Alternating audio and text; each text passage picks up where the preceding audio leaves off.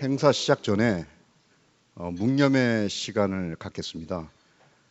우리 공학칼림원을 창립하셨고 1대1대 3대 우리 공학칼림원 회장님을 맡으셨고 서울대 총장님을 하시고 교육부 장관까지 지내신 우리 이기준 초대 회장님께서 그제 별세를 하셨고요. 오늘 아침 6시에 발인을 했고요. 방금 확인을 했더니 운구차가 한국공학칼림원 건물을 이제 한 바퀴 도시고 고인이 평생 동안 그렇게 노고를 하셨던 우리 한국공학칼림원 건물을 한번 둘러보시고 화장장으로 떠나셨다고 합니다. 다 같이 묵념의 시간을 갖겠습니다. 묵념.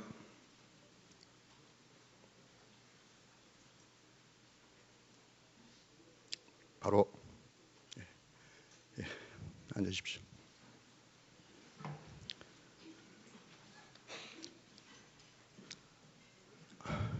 갑자기 울컥해지네요. 우리 이태식 회장님이 특히 더 마음이 울적하실 것 같고요. 김정훈 회장님은 아마 고등학교 선배님이라고 이야기 들었습니다. 서울사대부고 나오셨고요. 오늘 김정훈 회장님이 나오셨는데요. 우리 공학칼림원 대상이 있지 않습니까? 우리 건설환경문과로는 유일하게 2013년도에 대상을 수상하셨고 대상 상금에 본인의 그 기여금을 합치셔서 2억 원을 시사를 해주셨습니다. 그래서 오늘 이 자리, 그 당시에는 한반도 국도 포럼이라고 명칭을 했었는데요. 2014년부터 우리 포럼이 시작됐고요. 오늘 44회입니다. 그리고 2016년부터는 우리 카이아 박승기 전임원장님, 그 다음에 우리 김정희 원장님 오늘 나와주셨는데 2016년부터 카이아에서 정책연구비로 계속 지원을 해주고 계십니다. 다시 한번 감사드리고요. 박수 부탁드립니다.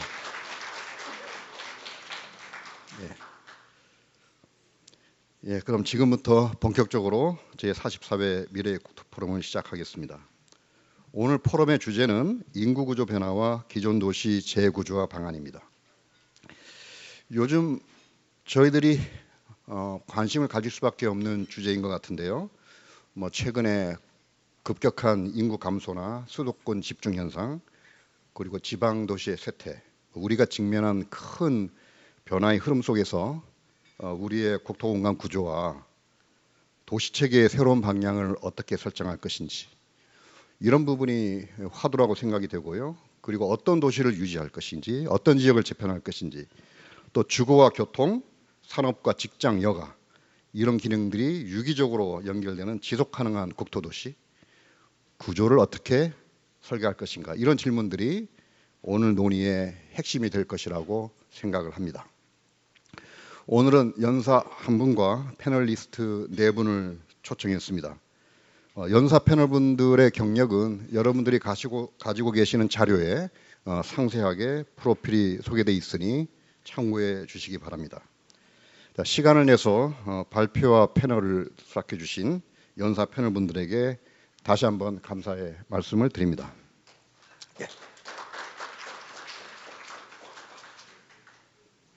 먼저 오늘 연사를 맡아주신 김세용 고려대학교 교수님은 현재 미래국토포럼 위원장도 맡고 있고요.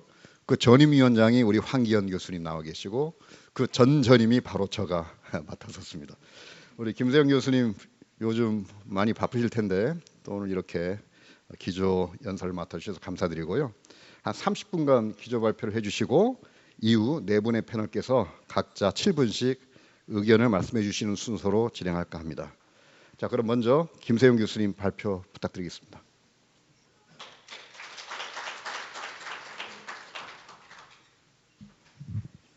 방금 소개받은 김세용입니다. 오늘 한 30분 정도 제가 인구 변화에 따른 도시 재구조와 방향에 대해서 말씀을 드리고자 합니다. 워낙 전문가들께서 오셨으니까 제가 불필요한 부분은 스킵하면서 지나가도록 하겠습니다. 사실 이제 오늘 강의하는 이 부분은 잠깐만요. 이게 잘 안 넘어가네요.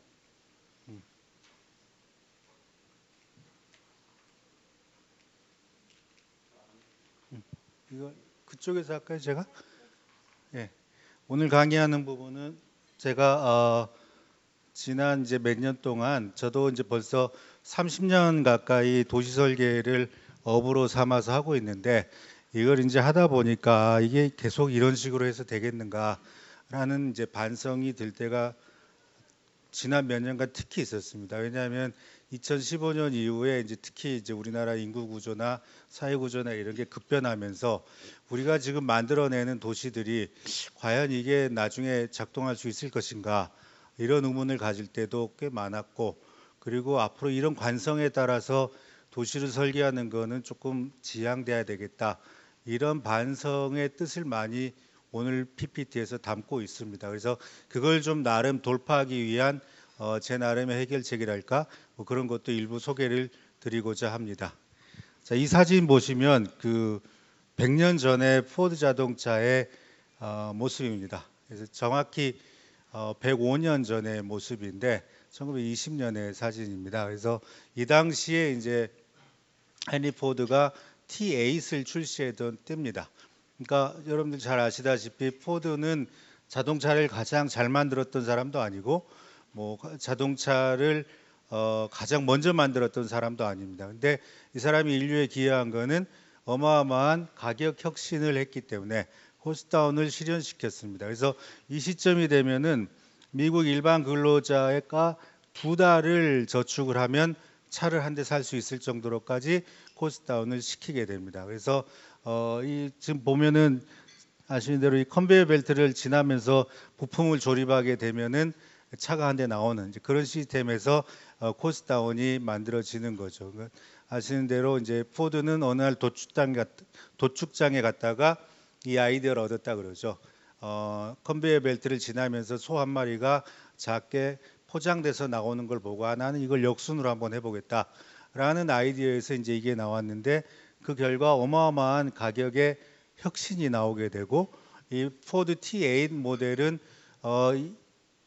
20년대에 이미 1,500만 대가 팔리게 됩니다. 그래서 그 당시 미국 인구를 감안하면 어마어마한 베스트셀러로 자리 잡게 되고 이게 자동차의 대중화를 앞당기게 됩니다. 자, 그런데 오늘 주제는 자동차는 아니고 이게 도시에는 이런 영향을 미치게 됩니다. 이건 지금까지 인류가 한 번도 만들어 보지 못했던 도시. 그러니까 집만 있는 거죠. 그 당시에 이 광고지를 보면은 아메리칸 드림하우스라고 해서 이걸 판매를 하기 시작하는데 이거 다 복사하는 겁니다. 그러니까 요새 말로 하면은 저기 복불이 되는 거예요. 복사해서 붙이게 되는. 그리고 드림하우스라는 거는 앞이 됐건 뒤가 됐건 조그만 자기 정원을 갖고 있는. 이게 가능했던 거는 이 여기 있는 고속도로를 타고 내가 여기서 일을 하고 그러면 나머지 구성원은 편해지는. 가장 혼자 출퇴근의 시간을 쏟게 되면은 나머지 구성원이 편해지는 이러한 생활이 자동차와 함께 만들어졌고 또 그게 가능하다 보니까 이런 식의 도시만 있는 그러니까 집만 있는 배드타운이 점차 형성이 되게 됩니다. 근데 이런 배드타운이 미국에서 그치지 않고 2차 대전 후에 유럽의 전후 복구 작업, 그다음에 70년대 일본의 고도 성장기 이후에 신도시들, 그리고 90년대에는 한국으로 이제 들어오게 됩니다. 여러분들 잘 아시는 분당 개발 전, 개발 후의 모습입니다. 첫 입주까지 아마 많이들 기억에 생생하실 텐데 첫 입주까지 걸렸던 시간은 3년 3개월입니다. 지금 물론 불가능하죠. 지금 저 직원들이 6시 땡치면 가버리기 때문에 안 되는 일이지만 당시 우리가 해냈던 겁니다. 설계에 들어갔던 시간이 4개월로 그때 알고 있어요. 그러니까 이 인구 40만의 도시를 3년 3개월 만에 첫 입주를 시키고 전체 완료시키기까지 한 7년 정도 걸리는 이런 이제 어마어마한 작업을 우리가 해냈던 겁니다. 그래서 사실 저도 이제 가끔 해외에서 강연하면 개도국 사람들이 와가지고 질문을 하는데 어떻게 하면 도시를 뭐 예쁘게 만들고 이런 거 잘 안 물어봅니다. 어떻게 하면 빨리 만듭니까? 이게 이제 한국 신도시의 강점이 되는 그런 거가 이제 여기서부터 출발을 하게 되죠. 근데 신도시만 그런 게 아니라 이건 서울의 매핑인데 이게 79년 그림이고 이 노란 게 도시화된 모습입니다. 이게 2010년의 모습인데 97년쯤 되면은 거의 20년 만에 지금의 모양이 들어서게 됩니다. 그러니까 여기 보시면은 79년의 사진만 봐도 이쪽이 파랗죠, 거의. 그러니까 이 당시를 보시면 이제 여러분들이 잘 아시는 68년 1월 21일 날 김신조 부대가 청와대 바로 앞에까지 옵니다. 그리고 남욱군 형제한테 발각이 되죠. 저 청와대 앞에서 1박을 하는데 남욱군 형제한테 발각이 돼가지고 김신조 부대가 토론을 합니다. 거기서 무슨 토론을 하냐면은 이 사람들을 죽일 거냐 말 거냐. 그러니까 두 패로 나눠져요. 한쪽은 얘도 프롤레타리아 우리 편인데 왜 죽이느냐. 또 한쪽은 이거 발각됐으니까 죽여야 된다. 근데 자기들끼리 토론해서 우리 편이니까 죽이지 말자. 이게 이제 교육의 힘이에요. 북한에서는 그렇게 교육받았던 거죠. 우리가 남침하면은 6.25 때도 그렇지만은 민중들이 들고 일어나서 우리 편이 된다. 이렇게 받았기 때문에 당연히 그쪽이 더 우세합니다. 그래서 풀어줬고 남한에서 교육받은 남욱군 형제는 공산당이 싫어요로 교육받았기 때문에 바로 신고를 합니다. 그래서 이제 김신조 부대가 실패하게 되는데 그 당시에 이제 놀랐던 대통령이 그린벨트를 치게 되죠. 그래서 포병 장교였기 때문에 본인이 직접 스케치한 것들이 지금도 남아 있어요. 그게 한국의 그린벨트입니다. 그래서 북한산하고 이 남쪽에 그린벨트를 치고 이때 서울의 면적이 정해져요. 그리고 그린벨트 안에 들어가 있던 이쪽을 개발을 하게 되는 겁니다. 그러니까 유사시 이 당시에 6.2 그러니까 1.2 사태가 일어나고 나서 서울에 굉장히 많은 변화가 오는데 남산 1, 2, 3호 터널이라든지 지하철이라든지 이거 전시에 다 우리가 활용할 수 있는 공간들 이걸 만들기 시작하고 이 남쪽으로 이주를 시키기 시작합니다. 그래서 이 사진을 보면은 가끔씩 한 평만이라도 이런 생각하시는 분이 있죠.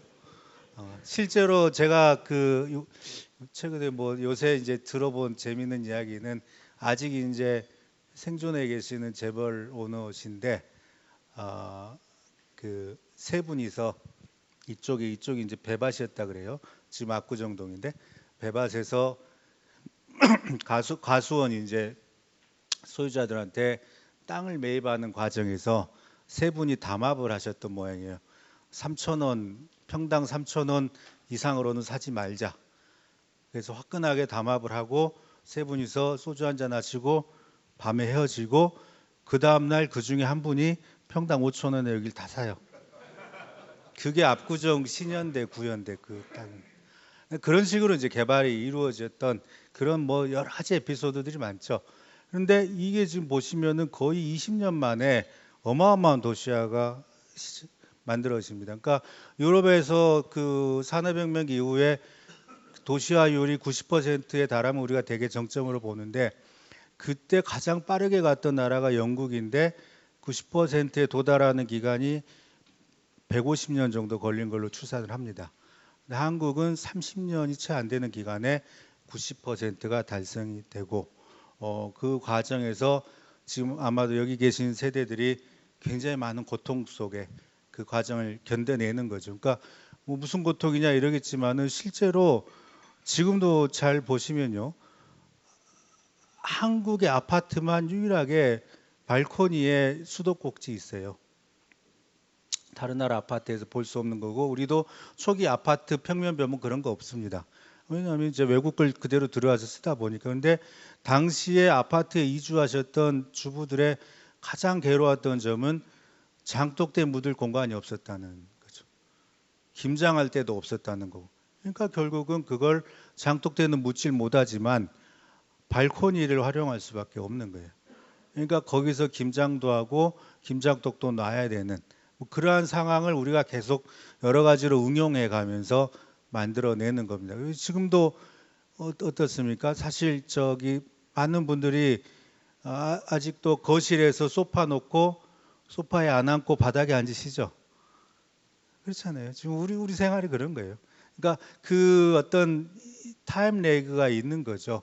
그러니까 굉장히 빠른 시간 안에 그러한 생활을 강요당하다 보니까 아직 몸이 못 따라오는 그러한 과정 우리가 아직도 갖고 있는 겁니다. 그러니까 절대 포기 못했던 게 이제 패널리팅이라고 하는 보일러 시스템은 아직도 포기를 못하고 우리가 가고 있는 건데 어쨌든 이 과정이 그렇게 순탄하지만은 않았지만 굉장히 빠르게 왔던 거고 마찬가지로 반대급부가 있는 거죠. 세운상가인데 68년에 오픈을 합니다. 오픈을 하는데 그 당시에 이제 그 유행했던 도시설계 기법들이 그대로 나타나니까 보행자는 2층으로 가고 차는 1층으로 가는 이런 보차 분리 시스템이 당시에 이제 유럽이나 구미에서 유행을 했었는데 이 시스템을 이제 그대로 갖고 오죠. 그래서 김수근 선생이 이렇게 해서 이제 이걸 오픈을 하는데 당시에 서울의 자동차 대수를 보면 2만 대가 안 됩니다, 사실. 그러니까 이런 시스템이 굳이 필요하지 않았을 것 같은데 그래도 이렇게 어마어마한 메가스트럭처를 만들어냅니다. 그렇게 하고 실제로 20년이 채 안 돼서 이게 정말 필요하게 돼요. 그만큼 차가 순식간에 늘어난 거니까. 그런데 또 20년이 안 돼서 이제는 도시가 외곽으로 빠지기 시작을 하죠. 그러면서 88년 올림픽이 지나고 나면 이 공간은 재건축 논란에 쌓이게 돼요. 참 여기도 저도 여기 설계를 3번이나 한 기억이 나는데 엊그제도 종묘 앞에 문제가 되는 이 공간이잖아요. 그러니까 이 세운상가라는 공간이 참 굉장히 애환이 많은 공간이에요. 원래 땅 자체는 소개공지입니다. 그러니까 화재 났을 때 피하도록 만들어진 공공 공간이었고 이걸 서울시가 가져다가 이걸 만들었는데 용산이 이전하고 도시들이 외곽으로 빠지면서 지금 상황에 이르고 있어요. 자, 그래서 이게 단적으로 지금 우리의 어떤 중심지의 쇠퇴를 보여주는 그러한 사진인데 이러한 메가스트럭처가 불과 20년 만에 이렇게 되는 경우도 세계적으로 굉장히 드문 그러한 상황입니다. 자, 그리고 여기 보시면은 이제 철도망 계획. 제가 지금 우려되는 거는 지난번 총선 이제 유심히 봤는데 아슬아슬하게 비수도권의 비수도권의 의원 수가 2명인가 3명 많았습니다. 그런데 다음 총선에는 어떻게 될지 모르겠어요. 자, 그렇게 되면 만약에 수도권의 의원 수가 비수도권의 의원 수를 앞서기 시작하면 이건 어떻게 될까? 수도권 밀집도를 지금 인구 5천만 이상의 나라 중에 수도권 50% 이상이 사는 나라가 유일합니다. 우리랑 비교할 수 있는 나라가 몇 개 있는데 일본의 동경권이 한 30% 집중도가 그 다음에 유럽의 파리권이 한 19%, 나머지는 전무합니다. 근데 이러한 상황에서 결국 이걸 버티고 왔던 거는 수도권 정비법인데 이 수도권 정비법은 수도권의 의석수가 많아지는 순간 거의 무력화된다고 보시면 될 거예요. 그렇게 됐을 때 이게 안 그래도 지금도 이쪽으로 많은 예산이 가고 그 의원들 그럴 수밖에 없잖아요. 자기 지역구 생각이 되는데 이 부분이 참 심각하게 해서 어떤 장치가 다음 총선 되기 전에 좀 마련해야 되는 거 아닌가 이런 생각을 갖고는 있어요. 자, 그런가 하면 물리적 공간이 그렇고 사람은 그럼 어떻게 변했느냐? 2025년에 초고령 사회 진입을 앞두고 있었는데 아마 작년에 됐을 거예요. 이제 65세 이상의 인구가 20%가 넘는 초고령화 사회로 1년 먼저 진입을 했습니다. 근데 이건 이제 전국의 그래프 추계고 이건 서울입니다. 그래프가 조금은 다르죠. 초고령화 진입은 거의 비슷한데 이쪽의 기울기하고 서울의 기울기, 그러니까 서울은 어느 정도 인구는 유지되는데 초고령화는 피할 수 없는, 그리고 전국은 초고령화도 되고 인구도 줄고 이런 상황으로 이제 가게 되는 겁니다. 근데 이거 더 심각한 건 이제 가구 분화인데 2012년에 1, 2인 가구가 50%를 돌파했어요. 지금 70% 육박하는데 이게 좀 놀라운 거는 60%가 되는 기간까지 걸린 시간이 불과 6년밖에 안 걸렸습니다.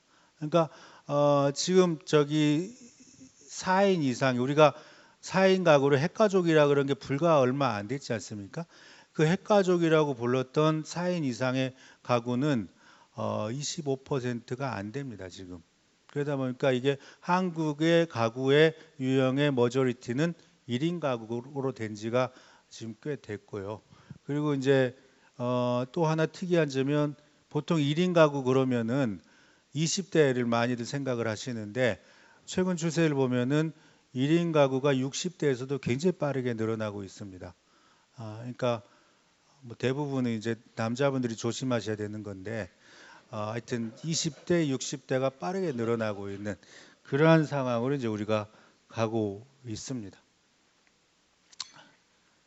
그리고 그다음 페이지 볼까요?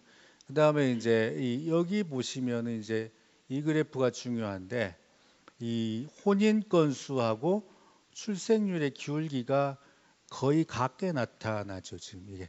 그래서 사실 저기 저 유엔 기구에서 한국의 그 저출생에 대해서 경고한 거는 꽤 오래됐습니다. 2000년대 초반부터 이미 우리가 경고를 맞은 나라 중에 하나였고 그 나라들이 이제 대체로 공통적인 게 경쟁 사회고 유교 문화권이고 뭐 이런 것들 특히 동북아의 몇몇 나라들인데 특히 지금 한국이 굉장히 힘들어지고 있죠. 그런데 이제 이걸 유심히 보시면은 한 13, 4, 5쯤에 가서 혼인이 급감하기 시작을 하죠. 왜 이 그래프가 중요하냐면 한국에서 비혼 가구는 한 2% 안팎이에요. 그러니까 결혼을 해야 애를 낳는 이러한 생각이 머릿속에 박혀 있는 거예요. 심지어 정부조차도 지금 없어졌습니다만은 건강 가족이란 용어를 썼었어요. 그러니까 결혼해서 애 낳는 게 건강한 가족이라는 생각이 있었던 거죠. 그러니까 비혼은 거기서 비혼 가구가 들어설 이 여지는 전혀 없는 거예요. 제가 SH 사장 할 때도 그랬고 GH 사장 할 때도 그랬고 그 신혼부부의 특별 공급을 합니다. 저 공공주택을 그거를 결혼은 혼인신고는 안 했지만 동거하는 비혼 가구한테 주려고 몇 번 노력을 했었어요. 근데 굉장히 사회적 저항이 심해요. 그러한 일은 잘못하면은 엄청난 파장을 일으키기 때문에 이제 그런 정책을 할 때는 사전에 좀 한번 떠보죠. 이제 기자들 동원해 가지고. 근데 이게 뭐 동방예의지국부터 시작해 가지고 저한테 오는 문자들이 아주 다양했어요. 특히 제가 조금 쇼킹했던 거는 저 유림들이야 당연히 그럴 수 있는데 기독교계에서 어마어마한 반발이 옵니다. 비혼 가구에 대해서 특별 공급하는 거에 대해서. 그래서 이건 정치적 파장이 생각보다 클 것 같아서 사실 이게 아직 우리 사회가 이걸 받아들일 수는 없구나 이렇게 생각하고 접었는데 이게 하여튼 그런 그래프입니다. 혼인하고 출생하고 그래프가 같아요. 혼인을 안 하니까 출생도 당연히 안 하는. 그럼 혼인은 왜 안 했을까? 이때가 보시면 이렇게 2000년대부터 이제 들쑥날쑥 하다가 2018년쯤 되면 1.0이 될 겁니다. 출생률이. 그러고 나서 급감하기 그러니까 10한 3, 4, 5부터 급감하기 시작해서 18년쯤 되면 이제 5가 되는데 1.0이 되는데 이때가 이제 많은 사람들이 여러 가지 이야기를 합니다만은 서프라임 모기지 극복하고 그다음에 일자리 창출해 되지 못하고 그랬던 상황. 그리고 그때부터 이제 공무원 시험 경쟁률 높아지고 자연계는 다 의대 가고 여전히 지금까지도 돌파구 못 만들어내고 뭐 이런 상황들이 지금 벌써 10몇 년째 이어지고 있는 겁니다. 그다음 페이지 볼까요? 자, 그다음에 뭐 아까 말씀드린 대로 출산율이 이제 계속해서 하락하고 있는 18년에 이제 1.0을 찍고 그 이후부터 회복이 안 되고 있죠. 그다음에 육아휴직도 사실은 이제 굉장히 중요한 문제인데 제가 승진 누락이라고 했으면 승진 누락이 아니고 승진 지체가 되죠. 지금 육아휴직을 쓰거나 유연근무를 하면은 여성들이 특히 이제 많은 여성들이 직장 생활에서 손해를 보게 돼요.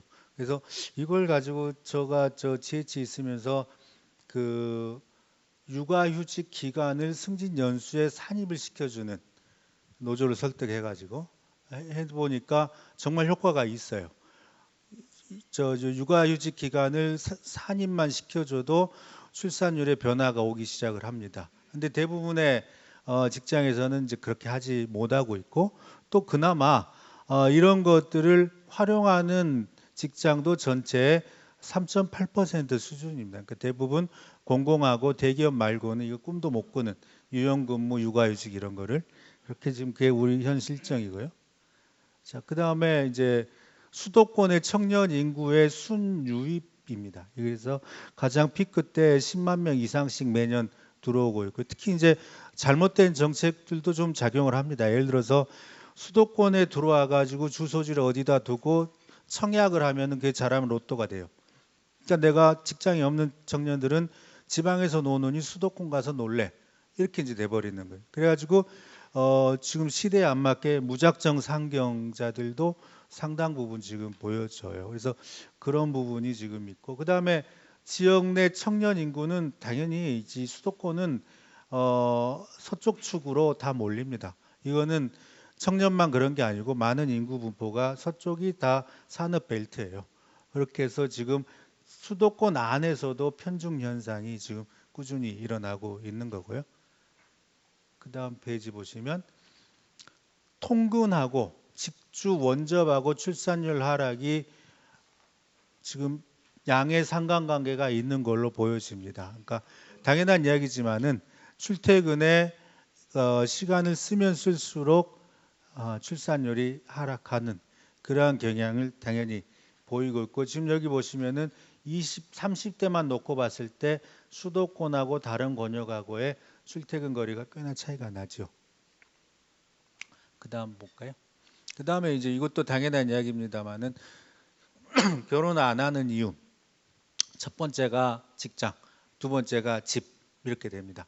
그래서 집값에 올라가는 이제 매매가의 지수가 이 그래프하고 출산율하고 정확히 반비례해서 나타나는 이러한 현상을 지금 우리가 유추해서 볼 수 있습니다. 그래서 이제 이런 걸 보여드리면, 아니 뭐 저 많은 40, 50대들은 우리 때는 뭐 집 있고 결혼했나 뭐 이렇게 이야기를 하시는데, 그건 지금 20, 30대를 전혀 이해를 하지 못해서 하는 이야기. 지금 20, 30대들이 가장 힘들어하는 거는 내가 아파트에서 못 살면 어떡하지? 뭐 이런 거예요.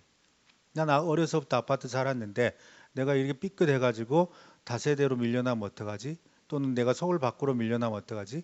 이런 생각을 하는 사람들한테 집 없이 또는 집이 확보된다는 보장 없이 결혼해라라는 게 잘 안 먹혀요. 그래서 제가 가끔씩 이제 집을 만들 때 이야기를 해보면 명확히 드러납니다. 예를 들어서 20대들한테 빌트인 가구를 해줄 테니 빌트인 가구 중에 가장 선호하는 게 뭐냐라고 이야기를 하면은 가장 많이 나오는 응답은 침대, 책상 이런 게 아니고 에어컨입니다. 그러면 여기서 이제 50대 간부들이 이제 뒤집어지는 거예요. 돈도 없는 놈들이 무슨 에어컨이야? 선풍기 쐬면 되지. 근데 이게 이제 꼰대적인 사고 방식인 거죠. 그러니까 에어컨하고 선풍기는 그 사람들한테는 전혀 다른 기구예요. 그러니까 지금 40, 50대만 해도 대부분 어려서 자기 집에서 에어컨 쐰 사람 별로 없죠. 대학교 가서 이제 에어컨 접하든지 직장 가서 뭐 그랬을 거예요. 근데 20대는 그렇지 않기 때문에, 그러니까 지금 50대 태어난 해의 평균 소득으로 따지면은 우리나라 GDP가 대부분 이제 100달러 안팎이었을 때고, 지금 20대는 그보다 한 200배 많았던 시절이었던, 당연히 다를 수밖에 없는 겁니다. 근데 그런 부분들이 집에 대한 생각도 역시 마찬가지. 그래서 집에 대한 확보, 이게 굉장히 중요하다는 말씀을 드리고 싶고, 얼마 전에 이제 우리 이인실 교수님께서 인구 선언을 하셨잖아요. 그래서 2100년 인구를 3천만 다 끌어모아 가지고 3천만으로 이제 예상하시고 선언을 하셨는데, 참 슬픈 일이에요. 그러니까 2100년이면 75년 후인데 75년 전에 남북한 인구가 3천만이었어요. 그래서 이거 이렇게까지 인구가 안 늘어나나 이렇게 보는데, 또 한편 보면 지난 세월 동안에 95년부터 통계를 보면은 열심히 인구가 늘어난 것 같지만은 실제로는 50만 이상의 도시에서 주로 늘어난 겁니다. 그러니까 그 작은 도시에서는 오히려 다 줄었어요. 그러니까 인구는 늘었지만 도시에서 붙어가지고 지금 늘어나는 거지. 이게 이럴 수밖에 없어요. 그래서 많은 분들이 저기 인구 5만 도시에 의사 뭐 저 연봉 4억 줘도 안 오더라 그러는데 실제 젊은 의사들 이야기를 들어보면 의료 사고 겁나서 못 가는 거예요. 그러니까 많은 게 채워지지 않는 그 환자를 볼 때 협진을 해야 되는데 이 부분이 자기 혼자 가가지고 한번 의료사고 덜컥 맞으면은 다 날아가는 거잖아요. 그러다 보니까 결국은 의사들이 많은 게 채워지는 인구가 어느 정도 돼 있는 그런 도시로 갈 수밖에 없는 거예요. 그러니까 서비스가 그쪽으로 모이는 현상이 굉장히 앞으로도 두드러질 수밖에 없겠다.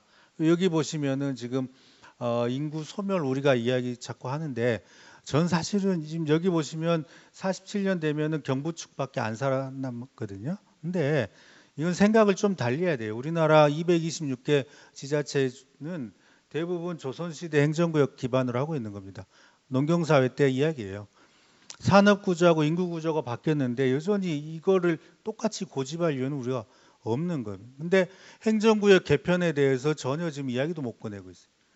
그러니까 아까 여러 가지 데이터들을 보시면은 인구 50만 이상의 도시로 모아줘야 거기에 의료도 들어가고 제대로 된 교육도 들어가고 문화 이런 게 들어갈 수밖에 없는 상황이 이미 가고 있어요. 이미 지난 세월. 그런데 여전히 이걸 그대로 놓고 가려 그래요.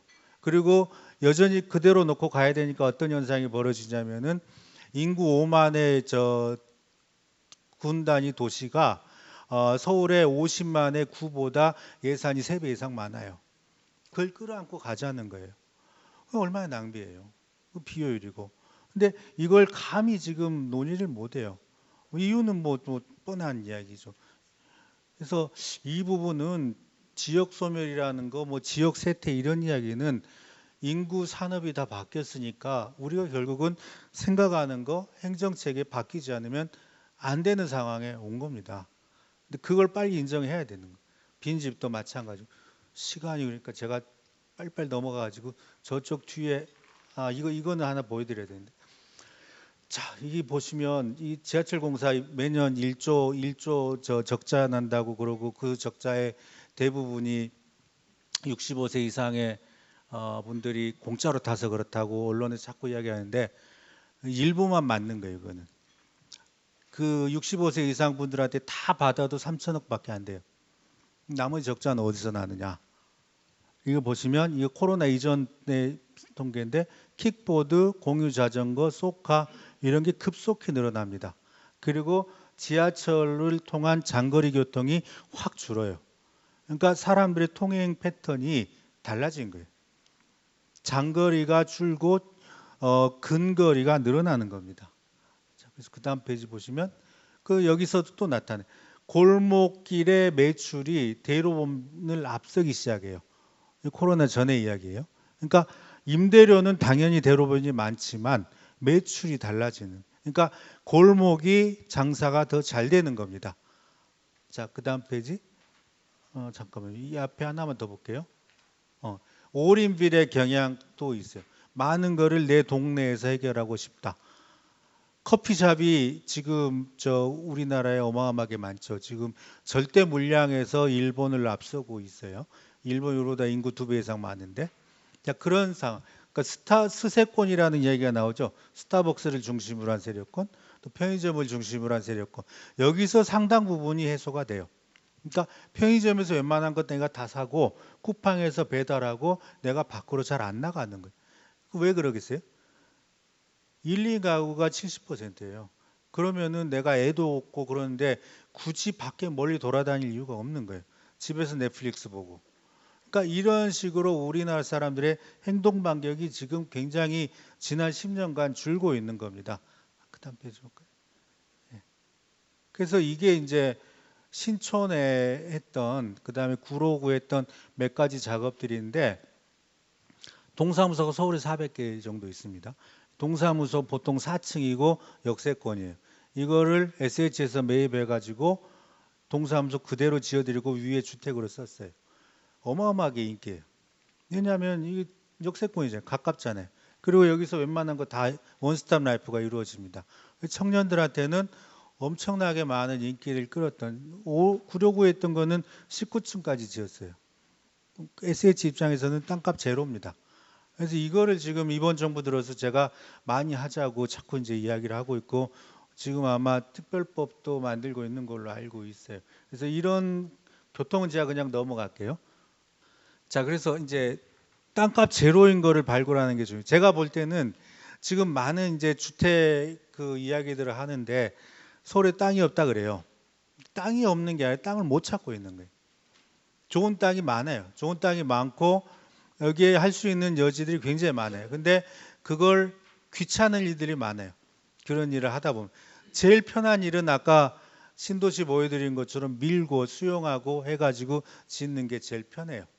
근데 과연 그렇게 할 필요가 있겠느냐. 제가 공직에 있었습니다마는 3기 신도시 할 때 엄청 반대했었어요. 왜? 인구 구조가 이렇게 바뀌었는데 누가 서울에서 1시간 거리 출퇴근해가지고 거기 가서 집 사고 왔다 갔다 하겠는가. 이게 잘못하면 2기 신도시가 빈집될 수 있다. 그런 이야기를 하다가 공식적으로는 못하고 한두 번 주의받고 경고받고 그 다음부터 이제 안 했는데 하여튼 좀 암울해요. 암울하고 우리가 있는 걸 어떻게 하면 잘 써야 되는가 이런 부분 굉장히 중요합니다. 그래서 이거는 조금 과감하게 도로 위에 주택을 한번 지을 수 있다는 걸 보여드렸던 프로젝트예요.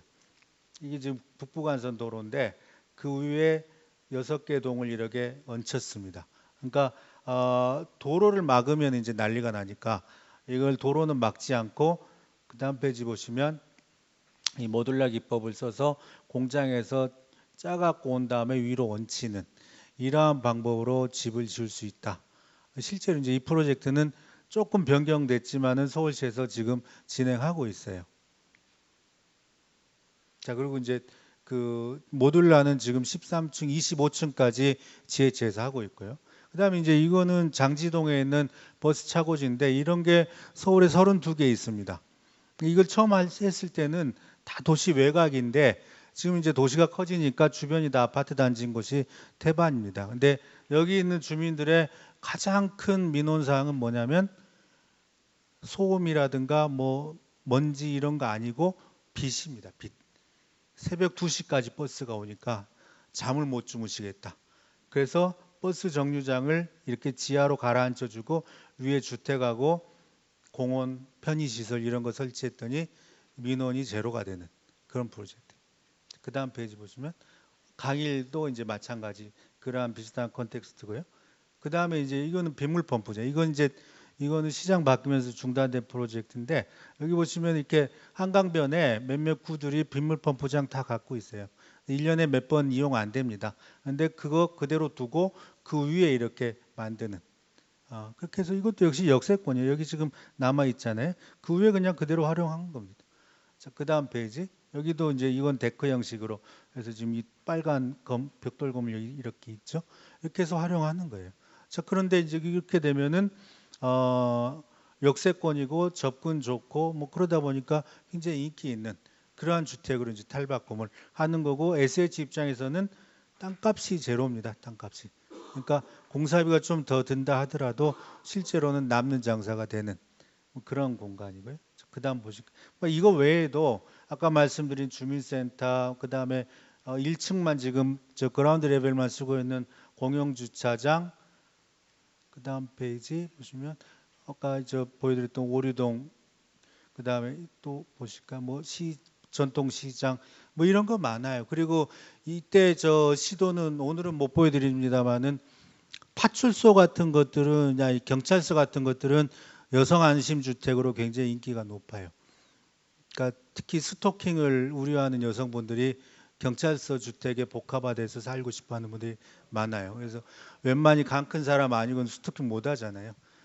그리고 그 중구 소방서하고도 했었고 그 이제 소방서랑 하면은 시끄러워서 어떻게 하느냐 하는데 삼중창 가지고 하면은 상당히 많이 방어가 되는 뭐 그런 것들도 있고 그러니까 이런 것들이 결국은 뭐 다양하게 나왔습니다만 우리가 급속한 개발 시대 사실 그때 도시계획 기준도 뭐도 명확히 없이 굉장히 큰 땅을 가지고 좀 어설프게 했던 공간들이 이거 외에도 뭐 물질생센터도 있고 뭐도 있고 많이 있습니다. 이런 공간을 이제 와서 다시 재건축하면서 좀 더 효율적으로 활용한다면은 우리가 쓸 수 있는 공간은 생각보다 많다. 그리고 그것들이 결국은 지금 트렌드하고 맞다. 1, 2인 가구 그다음에 무엇보다도 사람들의 보행권이 줄어든 거죠. 그러게 맞는 도시 개발을 해야지 이걸 계속해서 넓혀나가는 이런 거는 조금 다시 생각해 볼 때가 아닌가 이런 말씀을 드리면서 오늘 마치겠습니다. 감사합니다.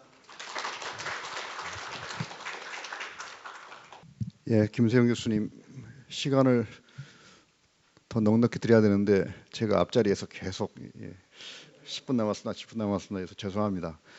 모빌리티 부분이 생략됐는데 좀 아쉬움이 있는데요. 뭐 다음부터는 기조 발표 시간을 좀 넉넉히 드리면 좋을 것 같습니다.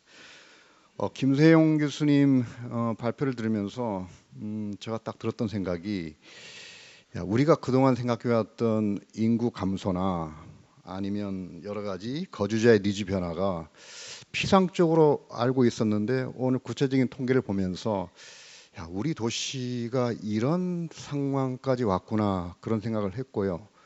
오늘 쭉 말씀해 주신 사례를 보게 되면 결국 우리의 방향은 컴팩하게 가야 되는 게 아닌가. 소위 우리가 컴팩시티라는 용어를 쓰고 있는데요. 땅도 찾으면 많이 있다. 특히 도심 같은 경우에는 유유지가 거의 바닥나 있기 때문에 역세권을 중심으로 그리고 빗물 펌프장 사례도 나왔지만 이와 같은 도심지 유유 공간을 중심으로 컴팩하게 소위 직주락이 연결된 그런 공간으로 발전해야 된다. 그런 키워드가 아닌가 생각이 들었고요. 저는 오늘 발표를 들으면서 그런 생각이 들었어요. 요즘 GTX를 보게 되면 또 다른 패턴이 있지 않을까. 과연 컴팩시티와 메가시티는 서로 다른 개념일까? 아니면 정반합이 가능할까?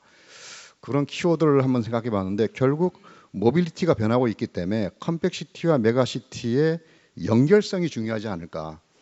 이게 결국 우리의 도시 재구조화 방향의 또 하나의 키워드가 되지 않을까 뭐 그런 생각을 해봤고요. 그다음에 이 패널 토론자들께서 많이 말씀해 주시겠지만 지방의 문제입니다. 지방의 문제인데 행정구역 개편도 말씀해 주셨고 선택과 집중 말씀해 주셨는데 수도권 못지않게 지방의 재구조화를 어떻게 할 것인가 이 부분이 저는 더 훨씬 중요한 화두가 아닌가 뭐 그런 생각을 해봤습니다. 이런 부분에 대해서는 우리 패널 토론자분들께서 충분히 심층적으로 토론을 해 주시라 믿습니다. 그럼 첫 번째 패널 발표는 인구학자십니다. 인구학자시죠? 조영태 서울대학교 인구정책연구센터장님의 패널 발표를 듣겠습니다. 시간이 지체되고 있어서 7분에 발표를 해주시기 바랍니다. 어떻게 밑에서 하시겠습니까? 위에서 하시겠습니까? 네, 안녕하세요. 반갑습니다. 서울대학교의 조영태입니다. 저는 인구학자여가지고 공학 한리번에 이렇게 포럼 하시는 게 포맷을 잘 몰라서 사실 저는 7분을 주신다 그래가지고 저는 그냥 토론하나 보다 하고 토론을 봤거든요. 그래서 이것도 토론처럼 이렇게 한 건데 이거보다 제가 그냥 오늘 이제 김세용 교수님 발제하신 거에 대해서 들으면서 인구학자로서 요러면 또 어떨까 이런 몇 가지 드는 생각들을 조금 그냥 소개를 해드리겠습니다. 그러니까 저는 인구학자이면서 동시에 저희 또 뭐라고 주로 이야기를 하냐면 정해진 미래라는 단어를 주로 많이 씁니다. 그게 뭐냐면은 우리 인생이 정해진 게 아니라 인구가 변화되는 거는 출산율이 올라가더라도 한 세대 안에 우리가 이미 예측되는 인구는 바뀔 수가 없다입니다. 그러니까 그런 관점에서 도시를 우리가 지금 재구조화를 해야 되는데 도시 재구조화도 오늘까지의 한국 사회가 있지만 그것도 굉장히 중요하지만 앞으로 한 30년 뒤에 50년 뒤까지의 대한민국의 미래는 인구로 보면 어떻게 생길 거고 어떻게 어디에 주로 분포가 될 거고 이건 예측이 거의 대부분 가능하거든요. 그러니까 그걸 기반으로 좀 생각을 하시면 어떨까라는 그냥 이 바람입니다. 그러니까 왜 그러냐면요. 인구학적으로 보면은 아까 김소영 교수님 말씀하실 때 보면 우리나라 현재 인구가 5,100만인데 5100가 수도권에 살고 있습니다. 청년 인구는 청년이라 하면 한 뭐 20에서 한 34세 정도까지 이 청년 인구는 57%가 수도권에 살고 있습니다. 근데 뭐 주민등록 없이 사는 친구들까지 하면 한 60% 넘어갈 텐데요. 근데 저희 지금 센터에 지난주에 저희가 추계를 다시 했는데 2050년이 되면 우리나라의 인구는 한 4,500만 명 정도가 될 텐데 그 중에 한 60에서 63% 정도가 수도권에 몰려 살 예정입니다. 근데 그렇게 살면 안 되잖아요. 뭐 안 되죠. 안 되는데 그거를 바꿀 수 있는 가능성이 과연 있느냐? 지금까지 우리가 정책 낸 것들이 다 실패를 해왔고, 그리고 결정적으로 중요한 거는 아마 아실지 모르겠는데요. 1990년 이후에 태어난 친구들의 절반 이상이 수도권에서 태어났습니다. 작년에 24만 명의 아기가 태어났는데 54%가 수도권에서 태어났습니다. 그럼 이 친구들은 고향이 수도권이에요. 이 친구들 보고 지방에 가서 살으라 그러면 살겠습니까? 지방에서 서울로 올 텐데 지금 매년 20대는 2만 명이 순 서울 유입이고요. 그러니까 김 교수님 보여주신 거기에 보면은 30대까지 치면은 매년 6만 명이 순 유입이거든요. 그럼 이 친구들이 순입니다. 순 들어왔어요. 그럼 한 10년 살았으니까 나는 이제 서울에 오래 살았으니 난 고향으로 가야겠다. 가겠습니까? 남겠습니까? 당연히 남겠죠. 근데 남성이 많이 남을까요? 여성이 남을까요? 하면은 여성이 더 많이 남습니다. 왜냐하면 우리나라의 지방 도시들은 대부분 다 제조업 중심이고 남성 중심이기 때문이거든요. 그러면 여성들이 수도권에 더 많이 있고 이 친구들은 서로 경쟁을 해야 되고, 그럼 경쟁이 심하면 당연히 뭐 애 낳는 게 중요한 게 아니라 결혼하는 게 중요한 게 아니죠. 내가 살아야 되는 게 중요하니까 그 패턴이 안 변하면 우리나라의 인구는 제가 방금 말씀드린 대로 가게 될 가능성이 매우 크고, 지금으로서는 사실 변화될 가능성은 없지 않나라는 생각이 듭니다. 그러면 우리 지방이 그렇게 넓은데 그건 다 어떻게 할 거냐? 그래서 저는 우리 건설 쪽에서, 건설은 건축이 있고 토목이 있잖아요. 저는 수도권에서는 여전히 건축이 굉장히 중요하지 않을까라는 생각이 드는데, 지방으로 가면 순간서부터는 이제는 건축도 중요했지만, 지금까지는 지방도 다 건축이 중요했잖아요. 근데 이제는 건축보다는 토목이 더 중요해지지 않을까라는 생각이 듭니다. 왜냐하면은 서울 수도권에 몰려 있는 인구를 그동안 혁신 도시를 통해서 뭐 여러 가지를 통해서 분산하려고 했는데 거의 불가능했고, 게다가 이미 절반 이상이 청년들은 수도권에서 태어났기 때문에 이 친구들은 사는 거는 그냥 수도권에서 사는 걸 어떻게 보면 인정을 해야 될지도 모를 것 같아요. 인정을 저는 하자는 주장인데, 그 인정을 하고 오히려 넓은 땅을 가만 놓고 있으면 안 되잖아요. 그걸 더 쓰게 만들어야죠. 그걸 쓰려면 결국엔 그거는 모빌리티 인프라고, 그다음에 지역과 지역을 연결하는 그런 인프라들이어서, 그 인프라는 결국에 토목의 영역이고, 그래서 저는 어디 뭐 기업에 가서도 보통 이렇게 뭐 GS 건설, 그다음에 우림이 아니라 우미건설 이런 데 가서 주로 이제 많이 거기랑 좀 저희는 연결을 해서 일을 좀 많이 하고 있는데, 주로 이야기하는 게 이런 말씀입니다. 그래서 토목과 건축 중에 아마도 토목의 중요성이 지금보다 더 커질 거다. 우리나라는 커져야만 하고, 그래야 더 많은 사람들이 왔다 갔다 할 수 있고, 그래서 국토는 균형 있게 활용하되 거주는 아마도 수도권 중심으로 가는, 혹은 수도권이 아니면은 이제 지방에는 아까 김 교수님 말씀 주신 것처럼 5만의 도시를 만든다는 건 이제 불가능한 거고요. 50만도 사실은 그렇습니다. 왜 그러냐면은 그냥 인구학적으로만 말씀드리면 우리나라에 필요한 도시는, 한 30년 뒤에 필요한 도시는 서울 말고 딱 하나만 더 있으면 될 것 같아요. 왜냐하면 태어난 친구가 이제 25만 명밖에 안 태어났고, 앞으로 우리가 아무리 노력을 해도 우리나라에서 30만 명 이상 태어날 가능성은 없거든요. 지금 저희 예상으로는 올해, 내년, 내후년까지는 태어난 아이가 조금 늘어날 겁니다. 한 26만 명? 7만 명, 잘하면 7만 명까지 갈 것 같은데, 그 이후엔 다시 떨어져가지고 2030년대 중반 가면은 10만 명대로 떨어질 거예요. 그럼 이 친구들이 절반 이상이 수도권에 태어났고, 그럼 지방에 몇 개의 도시가 필요하냐? 따져보면 현실적으로 보면은 한 개도 어쩌면 많다 그럴 수도 있거든요. 그래서 이런 것들이 미래를 좀 크래프팅을 하실 때, 뭐 우리 건설 도시를 만드셔야 되니까 크래프팅 하실 때 좀 감안해 주셨으면 하는 바람으로 저는 내려가겠습니다. 고맙습니다.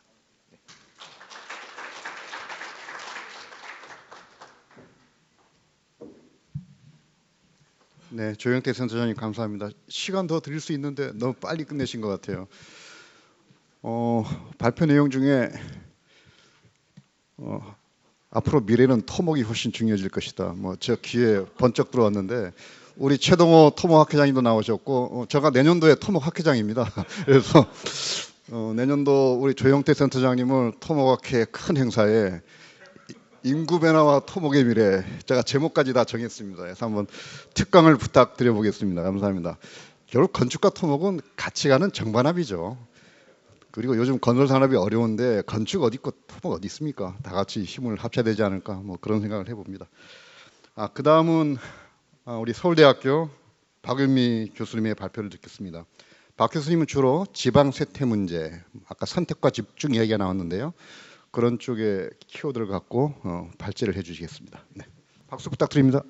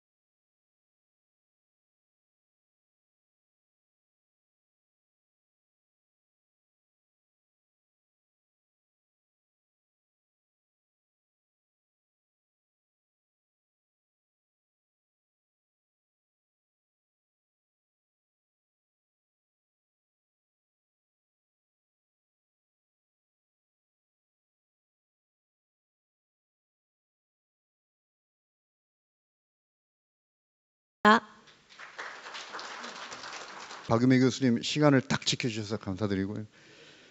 박 교수님 발표를 들으면서 지역 세태 문제에 대해서도 다 같이 생각해 볼 수 있는 시간이 된 것 같고요. 축소는 축소인데 그 앞에 스마트. 스마트가 무엇인가에 대해서 제가 궁금했었는데 몇 가지 좀 핀셋 처방 중심으로 지역 세태에 대응해야 된다. 그런 말씀을 감명 깊게 들었습니다. 박유미 교수님 발표를 들으면서 오늘 김세영 교수님은 수도권 도심 중심의 재구호자 방안을 말씀해 주셨다면 박유미 교수님은 결국 뭔가 좀 차별적인 핀셋 처방 이게 무엇일까? 예를 들면 아까 인구 50만 지방은 좀 는다 그랬잖아요. 그 인구 50만 이상 도시로 예를 들면 결집하는 게 올바른 정책일까? 아니면 5만 이하는 소멸된다 그랬는데 그럼 과연 지방의 인구댐 이런 부분들을 우리가 고민해야 될 필요가 없을까? 그리고 지방도 결국 철도역 중심의 역세권이 있을 것 같습니다. 지방도 때에 따라서는 컴팩한 개발이 가능하지 않을까? 뭐 그런 생각도 해봤습니다. 다음은 우리 지역분권 균형 발전의 대전문가십니다. 우리 윤태범 한국방송통신대학교 교수님 발표를 해주시겠습니다. 네, 감사합니다. 예, 반갑습니다. 방금 소개받은 윤태범입니다. 원래 김세현 교수님이 저한테 토론 말씀하셨을 때는 괜찮았는데 그러고 나서 얼마 전에 제가 허리 수술을 해가지고 굉장히 좀 불편한 상태입니다. 좀 많이 회복이 되고 있는데 이런 생각이 들었습니다. 허리가 참 튼튼해야 되겠다라는 그런 생각을 갖게 되는데 대한민국의 허리는 어딜까 그런 생각도 순간 해보게 되었습니다. 서울 수도권이 허리인가 아니면 충청권이 허리인가 세종이 허리인가 여러 가지 그런 생각을 많이 해봤습니다. 저는 분야가 행정학입니다. 그래서 사실 오늘 이 자리에 계신 분들하고는 전공 분야로 굉장히 거리가 먼 그런 생각을 사실 많이 갖게 되는데 그래서 이걸 준비하면서 고민도 많이 하고 그리고 나는 도시 건축하고 무슨 인연이 있을까 잘 없는 것 같아요. 그래서 억지로 막 인연을 만들어 보니까 마침 저희 사촌 형님이 하이드롤로지를 전공하셨던 이제 은퇴하셨습니다만은 그 기억이 탁 났습니다. 재미난 거는 그 연구실에 예전에 놀러 갔을 때 저한테 이제 논문을 하나 주셨는데 진짜 10페이지도 안 되는 주로 이제 그 수리 방정식 그런 거로 돼 있는 그 논문을 주셔서 야, 이 공대 논문은 참 이런 거구나 그런 생각을 많이 해봤는데 오늘 김세영 교수님 발제를 들으면서 아니다 공대에서 준비하시는 것도 이게 다르다라고 하는 거를 하나 느끼게 됐습니다. 일종의 이제 학문에 대한 편견이라는 생각이 드는데 하나만 더 말씀을 드리면 저희 아이도 공대를 나왔습니다. 그래서 논문을 작년에 이제 완성을 한 게 있었는데 저희 아이는 논문을 기업에서 썼습니다. 외국에 있는 기업에서 썼는데 그 기업에서의 주문이 하나 있었는데 그 주문이 뭐냐면 기존에 있는 그 이론 모델에 기반하지 말고 쓰라고 하는 게 주문이었다는 겁니다. 그래서 너무너무 고생을 많이 했다는 거죠. IT 쪽 논문인데요. 저는 처음에 그 논문을 보기 전이었으니까 나중에 이제 완성되고서 끝난 다음에 이제 논문을 보여주는데 100페이지가 넘더라고요. 그 중에 한 80페이지가 서술형이었어요. 수학이 없습니다. 일부 있죠. 수학 일부 있고 그 다음에 분석한 거, 그래픽한 게 일부가 있는데 거의 대부분 80% 이상이 그냥 서술이었어요. 서술. 그러면서 이제 이야기를 하는데 없는 것으로부터의 출발에 대한 그것을 공대 논문에 담아야 된다라고 하는 게 그때 그 기업의 요구였다는 겁니다. 지금도 마찬가지라는 거예요. 지금은 이제 그 기업에서 AI 쪽 일부 업무를 하고 있는데 마찬가지로 뭐 큰 모델을 만드는 건 아니고 너의 업무를 AI를 기반으로 해서 어떻게 효율화해지는지 그거를 또 한번 연구해 봐라. 근데 주어진 것은 아무것도 없고 그런 것들을 이제 이야기를 하면서 우리가 가지고 있는 분야에 대한 그런 어떤 바이어스가 저 같은 경우도 굉장히 크지 않았나라는 생각이 듭니다. 이것도 제목을 한번 생각을 해봤는데 약간 그 지금도 사실은 딜레마입니다. 왜 그러냐면은 어떤 말씀을 드리는 게 좋을까? 아까 김세영 교수님 말씀드리면서 보통 이제 발표하실 때 토론자는 토론 준비하지 않습니까? 근데 저는 이 발표문에 푹 빠져가지고 제 토론 준비를 다시 한번 하지 못하고 이 자리에 올라왔습니다. 인구에 대한 이야기도 있고 도시에 대한 이야기도 있고 건축에 대한 이야기도 있고 굉장히 다양한 이야기들이 오늘 발제의 토론에 이제 담겨져 있는 것 같습니다. 제가 최근에 저는 건축이나 도시분을 잘 모릅니다만은 최근에 제가 아주 탐독을 한 책이 있습니다. 두 가지 다 이 건축가 분이 쓰신 건데요. 다 돌아가신 분들입니다. 하나는 그 소위 감흥의 건축이라고 하는 정기용 건축가님의 책, 그 건축 작품집이 있더라고요. 그거 하고 그다음에 감흥의 건축이라는 책을 이제 굉장히 탐독을 했었고, 그다음에 또 하나 탐독한 거는 그 돌아가셨지만은 이종호 건축가님의 이제 책을 또 탐독을 하고 실제로 그 지역을 방문하기도 하고 건축을 보기도 하고 하는 나름대로의 관심을 가졌습니다. 수도권에 살고 있으면서 지역을 많이 이제 돌아다니고 또 예전에 지방행정연구원장을 하면서 거기선 주로 이제 도시보다는 지역의 문제, 소멸의 문제, 인구의 문제를 주로 이야기를 하게 됩니다. 아까 말씀해 주셨습니다마는 도시를 말한다는 것은 비도시를 말하는 것이고 수도권을 말한다는 것은 지방을 말하는 것이기 때문에 어느 한쪽만 이야기할 수는 없다. 그래서 오늘 양쪽을 다 사실은 말씀을 해 주셨습니다. 아까 말씀에서도 나왔습니다마는 우리나라를 포함한 대부분의 국가들이 거의 일부 국가를 제외하고 정말로 이제 낙후된 나라를 제외하고는 대부분 다 도시화율이 90% 왔다 갔다 하는 그런 정도로 전 세계가 도시화 흐름 그 자체에 와 있는 것 같습니다. 한때는 또 우리 스스로도 도시화를 이야기할 때 경제발전 이퀄 도시화, 도시화율 딱 요 등식으로 오랫동안 이야기를 했었죠. 그래서 이거는 도시의 문제라고 하는 것은 단순한 그 자연 발생적인 것이기도 하지만 또 한편에서는 우리의 성장 전략의 한 부분으로서의 탄생한 그런 의미도 갖고 있지 않나 그런 생각을 갖고 있습니다.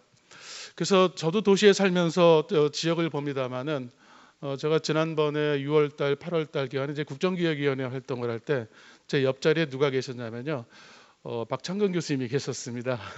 토목하시는 교수님이 계셨는데 저는 전혀 모르는 분야지만 이제 매일 만나서 이야기를 하다 보니까 이제 나름대로 저도 학습이 되고 하는데 그런 기억이 납니다. 박창훈 교수님이 계속 저한테 말씀해 주셨던 것 중에 한 가지가 일종의 도시의 위험, 도시의 위기에 대한 것이었습니다. 도시가 커지고 오래되고 하면서 동시에 우리 눈에 보이지 않는 도시의 위기도 증가하더라. 특히 이제 하드웨어, 인프라 관점에서 그런 것들을 쭉 이야기하면서 우리 겉으로 보는 도시의 화려함과 성장, 발전, 고층화, 지하화가 있지만 여기에 또 비례해서 늘어나는 도시의 문제, 위기의 문제, 안전의 문제라고 하는 것도 우리가 동시에 고려해야 된다라는 그런 이야기도 상당히 많이 들었습니다. 그러면서 동시에 어쨌든 간에 정부 입장에서 본다면은 도시의 대한민국 인구의 절반 이상이 수도권에 혹은 대도시에 집중되어 있기 때문에 그 부분에 관해서 집중적인 투자를 하지 않을 수 없는 그런 일종의 과거로부터 현재 그리고 미래로 계속 연장되는 이 구조 속에서 정부의 정책도 크게 달라지기 쉽지 않다, 그런 이야기를 하게 됩니다.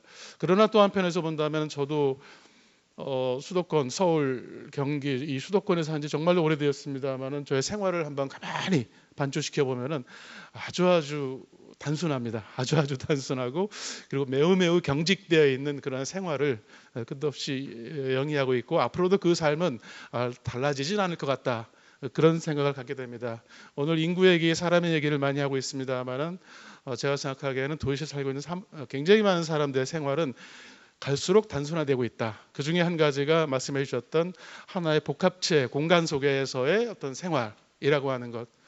어느 날 아파트에서 내려다보는데요, 정말로 저도 알면서도 깜짝 놀란 적이 하나 있었습니다.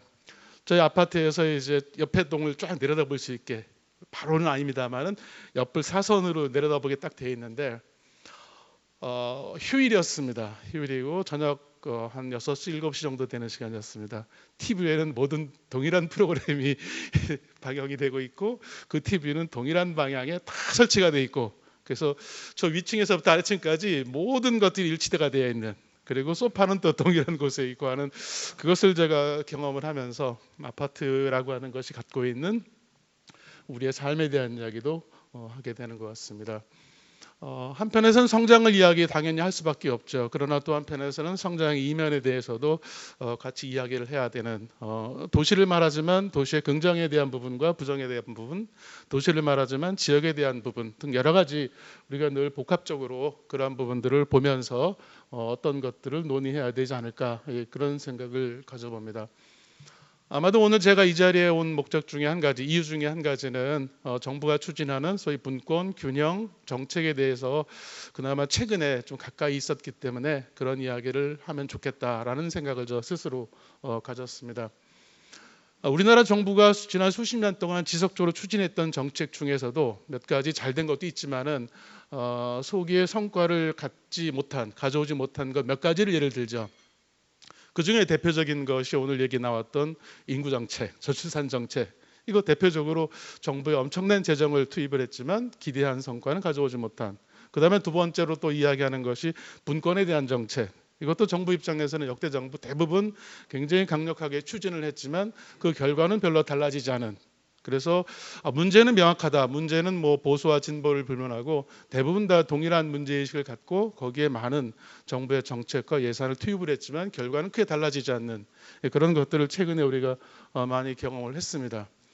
지금 새로운 정부도 마찬가지로 그러한 관점에서 정책을 개발하고 추진하는데 과연 우리가 기대했던 그 성과가 만들어질 것인가 아니면 또다시 반복할 것인가 라고 하는 그런 생각도 가져봅니다.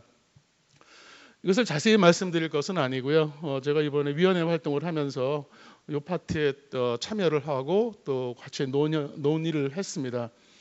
보시면은 좀 새로운 키워드도 일부는 있습니다만은 이 논의들은 새삼스러운 거는 사실은 하나도 없습니다. 기존에 했던 정부 정책 중에 일부를 새로운 관점에서 디자인했다라고 보시면 되는데요. 예를 들면은 저 밑에 4대 실행 전략의 제목만 보시면은 지역이 성장 엔진을 달았으면 좋겠다, 부스터를 달았으면 좋겠다. 지금 너무 약하지 않는가? 그런 부분에 관해서 어떤 투자에 대한 이야기. 그 다음에 국토 공간의 효율화. 균형화라고 하는 관점에서 행정구역 단위의 분절적인 성장이 아니라 이제는 좀 초광역적인 예전 좀 주춤주춤해졌습니다만 부울경 논의처럼 이제는 초광역적인 그런 관점에서 접근이 필요하지 않는가 그런 이야기를 하고 수도권의 문제를 이제는 세종시를 좀 어떻게 하자라는 그런 관점이 두 번째.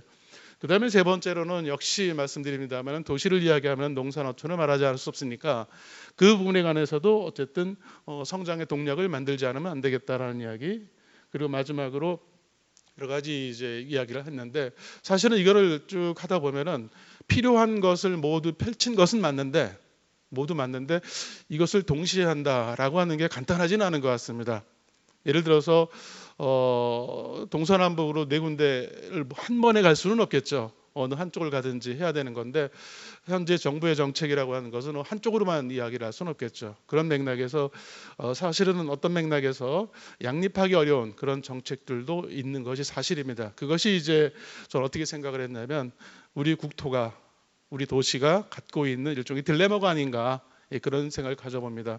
한편에서는 도시가 좀 더 매력적이고 편리하고 그다음에 풍족한 공간이 되기를 기대하면서도 그러면서 동시에 그 외곽에 있는 지역들이 비수도권이 농산어촌이 지방의 소도시들이 나름대로 또 의미 있는 공간으로서 자림하도록 만들어줘야 되는 근데 이거는 결코 쉬운 것은 아니죠. 선택할 수 있는 문제도 아니고 마지막으로 이거는 이제 그 도시를 잘 모르지만 제가 최근에 경험했던 사진입니다. 제가 방문했다가 찍은 사진인데요. 덴마크입니다. 덴마크에 이제 한 지역을 제가 방문을 했었습니다. 여기에 이제 세계적인 그 기업이 하나 있죠. 노보노디스크라고 그 당뇨병 치료약 만드는 회사 있지 않습니까? 그 회사 제조업이 칼룬보그라고 하는 덴마크 소도시에 있어요. 그 도시를 제가 다른 일 때문에 방문했다가 위에 사진을 보시면은 이제 굉장히 큰 대형 녹색 파이프관이 도로를 따라 쫙 설치가 되어 있습니다. 이 칼룬보그라고 하는 도시가 한 40여 년 전부터 일종의 에너지 순환 생태계를 만들어낸 도시로 알려져 있죠. 그래서 예를 들면은 어느 한 기업에서 제조업 과정에서 생기는 어떤 나쁜 물질, 그죠? 에너지 부산물 이것들이 그대로 방치되는 것이 아니라 또 다른 기업의 에너지원으로 또 에너지원으로 순환을 시켜서 최대한 여기서의 부산물을 이제 없애버리는 스스로 이제 다 소화시키는. 그래서 이 칼룬보그에서는 이런 시스템을 통해서 CO2를 한 70%까지 절감을 했다. 이제 그런 이야기를 하고 있습니다. 우리나라에서도 여기 많이 방문을 하죠. 그러나 아직까지 우리나라에는 이런 관점의 도시 설계는 이루어지지 않은 것으로 알고 있습니다. 우리가 미래의 도시를 설계를 한다면 그러면은 이런 큰 그림 속에서도 우리 도시가 설계되면 어떨까 그런 생각을 가져봤습니다. 그런 내용을 일부 반영한 게 여기 이제 국정과제 일부로 표시는 되어 있습니다. 다는 아니지만 그런 관점이 이제 앞으로 우리가 미래를 도시를 이야기할 때 필요한 부분이 아닌가 해서 간단하게 한번 생각을 해봤습니다. 이상입니다. 감사합니다.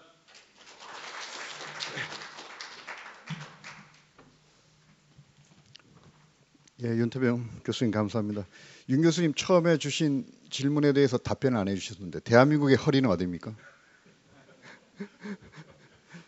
아마 국정기획위원회 위원으로서 발언이 무겁기 때문에 말씀을 안 하시는 것 같습니다. 예. 서울은 아니죠? 예, 윤태병 교수님 국정기획위 활동을 하셨었네요. 우리 건설 분야에서는 기획위원회 우리 김세영 교수님 그리고 박창원 교수님 두 분이 활동을 했는데 박창원 교수는 제 대학교 동기입니다. 저보고 전화가 왔어요. 와서 보고하라고. 그래서 우리 최동호 회장님하고 같이 찾아가서 이제 보고를 했던 기억이 나는데, 하여튼 우리 국정기획위원회에서 수고해주신 김세영 교수님 그리고 박창원 교수님 다시 한번 감사드리고요. 우리 윤 교수님 말씀을 들으면서 이 지방 문제를 생각해 보게 됐는데, 그동안 저희들이 주로 어프로치 해왔던 거는 공공기관 이전을 중심으로 지방 이전을 했는데, 곰곰이 생각해 보면 일자리 이전이지 일자리 창출은 아니지 않는가. 뭐 최근에 전라남도를 중심으로 제가 방문을 했더니 뭐 솔라시도 중심으로 에너지 뭐 자립화를 기반으로 해서 상당히 많은 산업과 일자리들이 창출되고 있더라고요. 그런 모델로 가야 되지 않을까 뭐 그런 생각도 한번 해봤습니다. 자, 마지막으로 우리 국토교통부 정책당국자 말씀을 듣겠습니다. 당초는 이상주 도시정책실장님이 발표를 해주시기로 했는데 오늘 국회 일정으로 못 나오시게 됐고요. 직접 담당하시는 국장님이시죠. 이 도시정책관님이 오늘 나와주셨습니다. 정우진 도시정책관님을 소개하겠습니다. 예, 박수 부탁드립니다. 예, 반갑습니다. 예, 국토부에서 도시정책관을 맡고 있는 정우진입니다. 오늘 뜻깊은 자리에 이렇게 초대해 주셔서 감사드리고요. 앞서 뭐 여러 교수님들 주제 발표도 하여튼 뭐 감명 깊게 잘 들었습니다. 정책하는 당국 담당자로서 어쨌든 오늘 좋은 인풋을 받고 가는 것 같습니다. 저는 오늘 그 인구 구조 변화 속에서 국토부가 추진하고 있는 도시정책의 방향에 대해서 간략하게 소개해드리겠습니다. 예, 우리나라는 지금 인구 감소와 수도권 집중이라는 두 가지 흐름을 동시에 겪고 있습니다. 먼저 인구 구조의 변화를 보시면 보시는 바와 같이 인구 증가율의 경우에는 2020년 대비해서 50년에 수도권 인구는 증가하지만 지방은 감소할 것으로 예상이 되고 있습니다. 요새 빈집도 하여튼 많은 문제가 되고 있는데요. 서울을 제외한 지역에서 증가하고 있고 전국적으로 쇠퇴하는 지역도 지방을 중심으로 상당히 폭넓게 분포하고 있습니다. 특히 쇠퇴 지역의 경우에는 24년 기준으로 약 전국의 76%의 시군구가 쇠퇴 지역으로 분류가 되고 있습니다.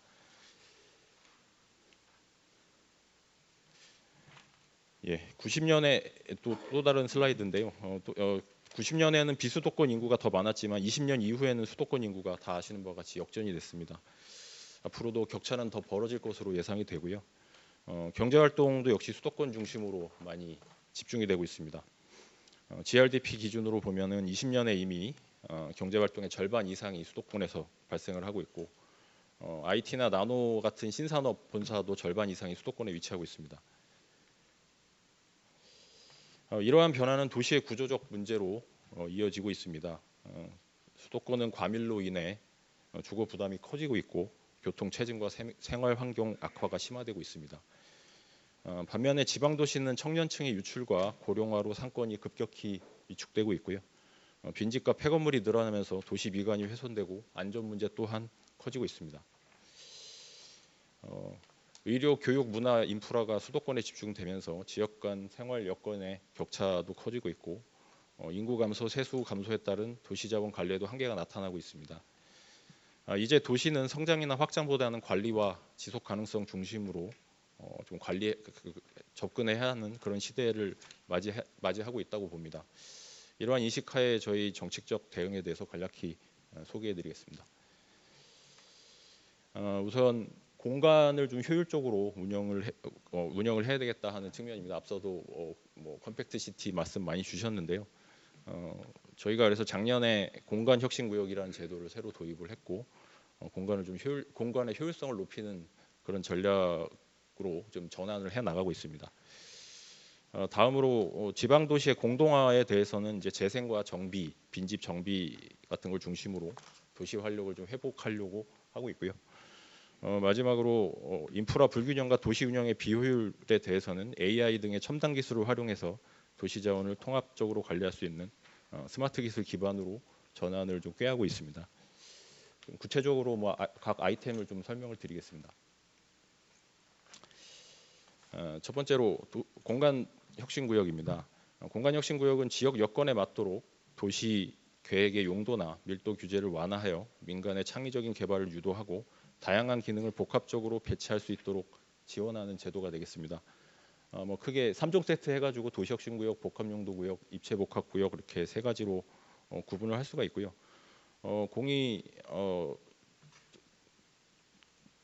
컴팩트 시티를 좀 많이 지원하는 걸로 이해를 하시면 될 것 같습니다. 도심 내 유휴부지라든지 아니면 뭐 이전 적지라든지 이런 것들을 신속하게 개발하거나 다양하게 복합 기능을 도입할 수 있도록 이렇게 하는 제도가 되겠습니다. 그래서 뭐 많이 나오는 싱가포르 마리나베이 샌즈는 좀 약간 식상한 얘기 같고요. 저희 국토부가 좀 역점적으로 추진하고 있는 도로철도 지하 이후에 상부 공간을 복합적으로 이용하는 형태로도 이용을 할 수 있을 것 같습니다. 다음 재생인데요. 뭐 지난 문재인 정부 때 좀 크게 했다가 이후에 조금 약간 좀 약해진 느낌이 없지 않습니다만은 저희 그래도 꾸준히 계속 추진하고 있는 사업입니다. 쇠퇴하고 있는 지방 구도심 등을 대상으로 전면 철거가 아닌 생활 SOC와 주거환경 개선을 통한 점진적 재생도 역시 추진을 하고 있습니다. 예를 들어 혁신지구 사업 같은 경우는 지역에 부족한 주거, 업무, 상업 기능을 복합적으로 공급할 수 있는 성장 거점을 조성을 하고 있고요. 특화 재생은 지역의 역사, 문화를 살려서 지역 브랜드를 만들 수 있도록 지원하고 있습니다. 그다음에 작년에 시작한 그 노후 주거지 정비 사업 같은 경우는 전면적인 재개발이 어려운 노후 저층 주거지에 대해서 기반 시설 공급과 민간 정비를 패키지로 지원해서 정주 여건을 개선하는 방향으로 추진을 하고 있습니다. 다음으로 이제 빈 건축물 정비입니다. 지방을 중심으로 인구 감소로 인해 비어 있는 건물이 늘어나면서 도시 활력이 저하되고 있습니다. 이에 따라서 저희 국토부에서 지난 10월 2일 날 추석 직전에 그 방안을 발표를 했고요. 특별법을 제정을 해서 빈집을 포함한 빈 건축물의 예방 관리 활용 전주기 체계를 구축해 나가려고 합니다. 활용도가 낮은 건축물은 과감하게 철거를 하고 활용도가 높은 건물은 리모델링 등을 통해서 새로운 기능을 부여하려고 하고 있습니다. 또한 민간 개발을 지원하고 공공 철거를 병행해서 도시의 안전과 경관을 개선해 나가려고 하고 있습니다. 마지막으로 스마트 시티 조성입니다. AI 등 첨단 기술 기반으로 스마트 도시를 조성을 해서요. 교통, 에너지, 환경, 안전 등 데이터를 실시간으로 수집 분석해서 도시 문제를 예측하고 선제적으로 대응할 수 있도록 하는 내용이 되겠습니다. 다 아시는 바와 같이 새 정부에서 이제 AI 대전환을 지금 추진을 하고 있고요. 그래서 지금 기존에 있던 스마트 도시 하던 게 있지만은 그걸 좀 더 좀 고도화한 모델로 지금 준비를 하고 있습니다. 그리고 각종 스마트 기술을 적용해서 인구 감소 지역에 대해서는 스마트 기술을 적용을 해서 그런 여러 가지 문제를 대응할 수 있는 지역 소멸 대응형 스마트 시티 조성에도 힘써 나갈 예정입니다. 이것은 이제 인구 감소 시대에 적은 인력으로도 이제 효율적으로 도시 운영을 가능하도록 하는 그런 방법이 되겠습니다. 정리를 하자면 인구 감소 시대의 도시 정책은 확장해서 관리 중심 체계로의 전환이 되겠습니다. 이제 국토 전체의 균형을 위해 도시 간의 기능을 분담하고 네트워크를 강화해야 할 것입니다. 5극 3특도 같은 맥락으로 이해가 되고요. 유효 공간과 노후 시설을 복합적으로 활용해 도시 기능을 효율적으로 높이고 생활 SOC와 교통 인프라를 통해 접근성을 강화해 나가야 할 것으로 봅니다. 아울러 AI 기반의 스마트한 도시 운영으로 행정을 효율화하고 대응력을 강화해 나가야 할 것으로 생각을 하고 있습니다. 결국 앞서 여러 분들도 말씀하셨습니다만 인구 감소나 이거 수도권 집중은 좀 피하기 어려운 현실 같습니다. 그렇지만 그 속에서도 도시의 새로운 기회를 찾아가는 것이 이제 저희의 역할이고요. 그런 역할을 앞으로도 충실하게 해나가도록 노력을 하겠습니다. 앞으로 여기 계신 분들께서 좋은 조언을 주시면 앞으로 좋은 조언을 주시면 적극적으로 정책에 반영해 나가겠습니다. 네, 이상 발표를 마치겠습니다.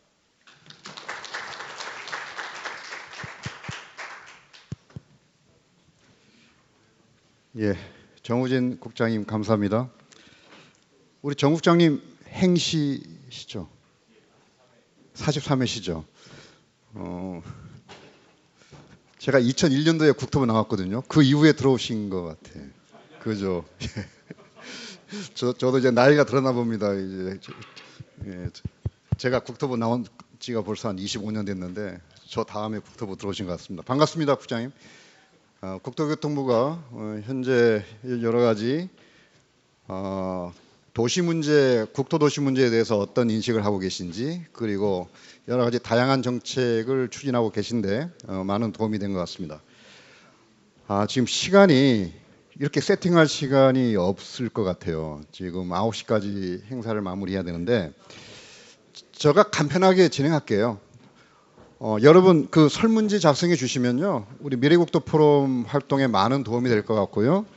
QR 코드를 여러분이 사진으로 찍으시면 질문을 올릴 수 있습니다. 질문 올릴 수 있고요. 지금 마이크 하나 준비해 주시고요. 혹시 QR 코드 확인하기 전에 질문이 있으신 분은 손을 들어주시면 질문해 주시고, 거기에 대해서 오늘 발표자나 패널 분들이 일어서셔서 답변을 해주시면 시간이 절약될 것 같습니다. 혹시 방청석 중에 질문이 있으신가요? 예, 김동주 교수님. 뭐 이건 하나의 멘트인데요. 우리나라 도시 기본계획 인구를 합해 보면요, 각 도시마다 도시 인구 예측을 하지 않습니까? 계획을 수립하는데 2020년 인구가 5,100만이라 했죠. 그런데 도시 기본계획 인구를 합하면 6,200만 명이에요. 그 도시들이 계속 인구를 줄이는데 확장적 계획을 해야 예산도 늘고 조직도 느는 거예요. 이걸 조정하지 않으면 안 되는데 정부는 그냥 두면서 자꾸 한쪽으로는 말만 축소 하거든요. 물론 이게 정치의 영역인데 이건 다른 이야기다. 이건 멘트고요.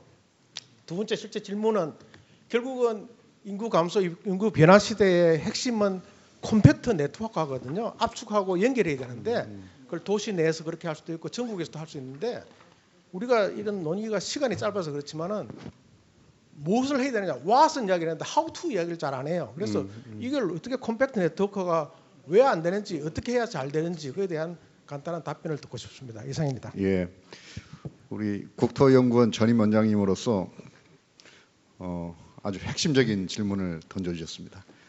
김동주 전 원장님 질문에 대해서 우리 패널 분들 중에 혹시 답변이 가능하신 분이 있으실까요? 뭐 다들 외면하고 있습니다. 너무 근본적인 질문이어서 다 같이 고민해봐야 될 주제가 아닌가. 슬로건은 많이 있는데 how to, 액션 플랜이 좀 부족하지 않느냐, 뭐 그런 질문을 던져주신 것 같아서 다 같이 좀 고민을 해봤으면 좋겠고요. 김동희 원장님이 다시 국토연구원장님 가셔서 구체적인 실험 방향을 세워보시면 어떨까, 그런 엉뚱한 생각도 해봅니다. 혹시 방청석에 코멘트도 좋고요, 질문 사항도 좋습니다. 그럼 생각하고 계신 동안에 QR 코드로 질문이 들어왔습니다. 첫 번째가 중앙과 지방 자치단체의 권한 재구조화와 연결시켜야 하지 않을까. 자치분권, 재정분권 뭐 이런 이야기들이 나왔는데요. 여기에 대해서는 우리 윤태범 교수님 답변을 해주시면 감사하겠습니다. 네, 시간에서 얼른 답변 올리도록 하겠습니다. 사실은 제가 국정기획위원회에서 담당했던 분야가 바로 질문하신 그 꼭지가 되겠습니다. 당연히 이제 저희 분과에서는 그 분권 관련해서 자치 권한에 대한 부분, 재정에 대한 부분 등등해서 굉장히 많은 이슈를 다루었는데요. 결론을 말씀을 드리면 저항이 엄청 셉니다. 대부분 다 저항을 하고요. 별로 그렇게 적극적으로 수용하지 않는 그런 것으로 되어 있어요. 그 중에 가장 핵심적인 논리는 효용성, 효율성 이런 부분에 대한 논리가 가장 컸던 것 같아요. 그러다 보니까 말씀하셨던 그런 부분으로 강하게 가기가 쉽지 않아서 그런 관련된 회의를 몇 차례씩 반복했는지 모릅니다. 그러나 이제 번번이 그러면서 조금씩 가는 그런 굉장히 쉽지 않은 길이다라는 정도로 말씀드리겠습니다. 예, 또 한 가지 질문은 오늘 주제가 도시 재구조화인데 도시 재구조화와 초밀집 개발, 소위 오늘 말했던 컴팩시티 이 개발이 같은 개념인지 도시 재구조화를 오히려 일자리와 연계해야 되지 않느냐 뭐 이런 질문을 주셨는데 우리 김세용 교수님 답변이 가능하시겠죠? 예. 예, 아까 김동주 원장님 말씀하신 거랑 같이 연동해서 말씀을 드리겠습니다. 그러니까 이제 컴팩트만 가가지고는 사실 작동이 좀 어려울 수가 있는데 그래서 네트워크를 같이 가야 되는데 이제 문제는 이러다 보면은 기존에 있는 현상을 그대로 인정하고 넘어가는 그러한 쪽으로 갈 수밖에 이제 없게 되는 뭐 그런 상황이 지금 나타날 수밖에 없습니다. 그러니까 컴팩트하고 네트워크가 제가 볼 때는 반드시 이 상호 보완적이고 꼭 함께 가야겠다 이런 거보다는 어느 쪽에 좀 무게를 실어줘야 되는데 제가 볼 때는 지금 수도권에 있어서도 아까 이제 컴팩트 도시 실제 프로젝트 했던 것들을 이제 보여드렸습니다만 사실 더 시급한 거는 비수도권 도시에 있어서 컴팩트화인데 이거를 많은 이제 정치인들이 네트워크화가 되면은 이게 해결된다는 식으로 슬슬 넘어가 버리는 경향이 좀 있어요. 그래서 이 부분을 이제 우리가 좀 극복을 해야 되겠고 이론적으로 실무적으로 해야 되겠고 그다음에 이제 아까 윤 교수님 말씀하신 대로 이제 분권의 문제는 이번에 국정기획위원회에서도 획기적으로 저희 나왔다고 보는 게 그 지방세의 비율을 바꾸는 걸로 갑니다. 그러니까 지금 0.35로 가기로 됐나요 아마? 0.35 대 0.65 정도. 지금 국세하고 지방세 비율이 거의 지금 3대 7이죠 지금. 3대 7인데 이거를 그나마 이제 바꿔가지고 지방에 쓸 수 있게 해주는 그런 쪽으로 가면서 이제 우리가 한 걸음 더 디뎠다고 보여지는데 그리고 그런 측면에서 우리가 일단 봐야 될 것 같고 도시 재구조와 컴팩트 시티가 같은 개념이냐 이런 부분에 대해서는 도시 재구조화를 할 수 있는 방법은 굉장히 다양한데 그 중에 컴팩시티는 제가 볼 때는 그래도 조금은 가기 편한 거 아니냐. 그리고 일단은 지금 그 아까 우리 신도시도 보여드렸습니다마는 만드는 비용보다 실제 유지 관리하는 비용이 훨씬 더 듭니다. 만들고 나면 사람이 들어가면 거기서 인프라를 또 연결해 줘야 되고 뭐 이런 비용이 들도 계속 이제 우리가 그걸 지난 몇십 년간 반복을 해야 하는데 이제는 좀 정리해야 될 시점이 아닌가 이런 생각을 해봅니다. 감사합니다. 예, 답변 감사드리고요. 지금 9시 3분인데 마지막으로 우리 이태식 회장님 손을 드셨습니다. 마이크 전달 부탁드립니다. 오늘 발표 토론 잘 들었습니다. 그런데 이제 조영태 교수님하고 박은미 교수님하고 다른 분들도 마찬가지로 이제 지방을 포기해야 될 때가 아닌가를 누군가 좀 발표를 해줬으면 좋겠다 이런 생각을 했습니다. 왜냐하면 저는 항상 주장하는 게 대한민국은 이제 도시국가를 지향해야 된다는 생각을 갖고 있고요.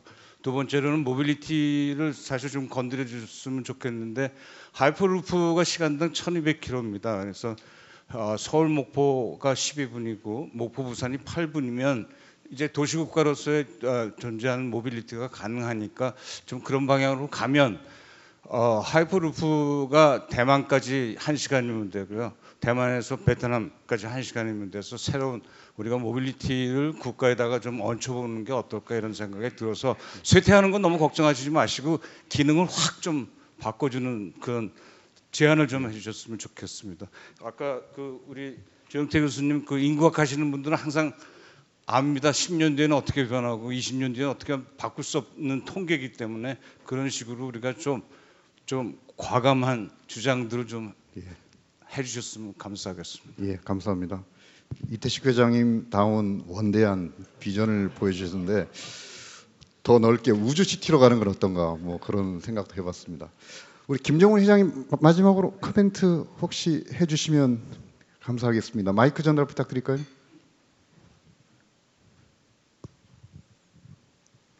우리 김정희 회장, 우리 김정훈 회장님. 김정훈 회장님. 예. 시간이 지나서 됐습니다. 감사합니다. 예, 고맙습니다. 우리 김정희 카이아 원장님 혹시 저도 다음 기회에 이 담당 국장님도 하시고 그랬잖아요, 우리 김정. 예, 시간이 많이 돼서요. 지금 9시 5분을 지나고 있습니다. 오늘 44회 국토 포럼을 마무리해야 될 시기가 온 것 같습니다. 한 번의 토론으로 모든 게 완결지어지진 않겠죠. 우리가 44차례 이어오는 동안 수많은 논의들이 있었고요. 오늘 논의 결과도 저희가 좀 더 컴팩트하게 정리를 이슈 페이퍼로 정리를 해보겠습니다. 그리고 그 내용을 정책 당국자에게 전달을 해서 제도에 반영될 수 있도록 브리지 역할을 해보겠습니다. 장시간 끝까지 자리를 지켜주신 모든 분들께 감사드립니다. 예, 기상으로 44차 미래국토 포럼을 마치도록 하겠습니다. 감사합니다. 고맙습니다.